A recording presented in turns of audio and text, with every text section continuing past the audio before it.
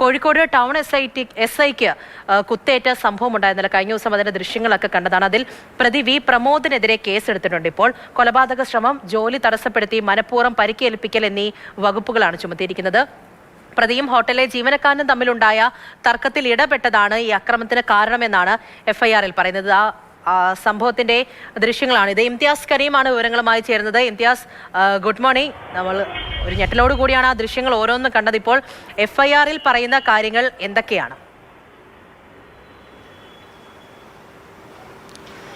Poojalakshmi, good morning. കഴിഞ്ഞ ദിവസം വൈകിട്ടാണ് കോഴിക്കോട് ടൗൺ ഗ്രേഡ് എസ് ഐയും PRIയുമായിട്ടുള്ള ഷാഫിക്ക് വി പ്രമോദ് എന്ന പ്രതിയിൽ നിന്ന് കുത്തേൽക്കുന്നത്. നമ്മൾ ആ ദൃശ്യമൊക്കെ ഇന്നലെ കാണുകയും ചെയ്തു. അദ്ദേഹത്തിന് ഈ വി പ്രമോദിനെതിരെ ഇപ്പോൾ കേസ് രജിസ്റ്റർ ചെയ്തിരിക്കുകയാണ്. BNS 109(1), BNS 121(1) എന്നീ വകുപ്പുകൾ പ്രകാരമാണ് കേസ്. കൊലപാതക ശ്രമവും അതുപോലെ തന്നെ നേരത്തെ സൂചിപ്പിച്ചതുപോലെ തന്നെ മനഃപൂർവ്വം പരിക്കേൽപ്പിക്കൽ തുടങ്ങിയ 2 വകുപ്പുകളാണ്.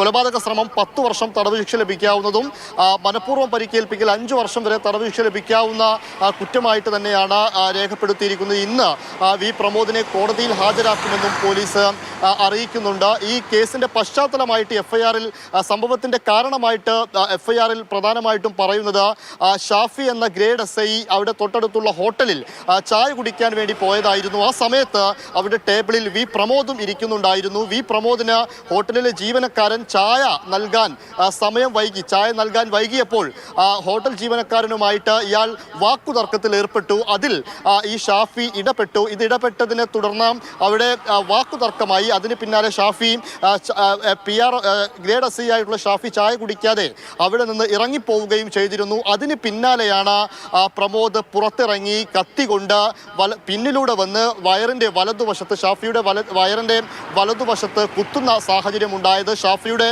ആരോഗ്യനില തൃപ്തികരമാണ്. ആശുപത്രിയിലേക്ക് ഇന്നലെ തന്നെ സ്വകാര്യ വാഹനത്തിലടക്കം എത്തിക്കുകയും ചെയ്തിരുന്നു. എന്നാൽ ഈ വി പ്രമോദിനെ കുറിച്ച് അന്വേഷിക്കുന്ന സമയത്ത് നേരത്തെയും വിവിധ കേസുകളിൽ ഇയാൾ പ്രതിയാണ് എന്നുള്ളതാണ്. 2019 തിരഞ്ഞെടുപ്പിന്റെ സമയത്ത് VVPAറ്റും അതുപോലെ തന്നെ തിരഞ്ഞെടുപ്പ് സാമഗ്രികളുമൊക്കെ ഇയാൾ എറിഞ്ഞുടക്കുന്ന ഒരു സംഭവം ഉണ്ടായിട്ടുണ്ട്. അതിക്രമിച്ചു കയറി എറിഞ്ഞുടക്കുന്ന ഒരു സംഭവം ഉണ്ടായിട്ടുണ്ട്. ആ കേസിൽ ഇയാൾ ശിക്ഷിക്കപ്പെട്ടിട്ടുണ്ട്.